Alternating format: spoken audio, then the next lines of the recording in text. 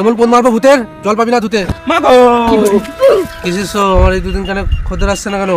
আমার কৈফিয়ত দেওয়ার সময় নাই। আমি যদি জানতাম আজকে মানে তোমার পাশে বসে থাকতাম, তোমার জায়গায় থাকতাম। মা তুই আমার সঙ্গে কি মদকে ঝগড়া করতে এসেছিস? মা ক্ষমা করে দাও গুরুদেব, আজকে একটু বেশি খেয়ে নিয়েছি। কিছু মনে করো না, নেশা হয়ে গেছে তো, ঠিক আছে, ওই তুই জন্য। আজকে স্বীকার করলি এটাই বড় কথা।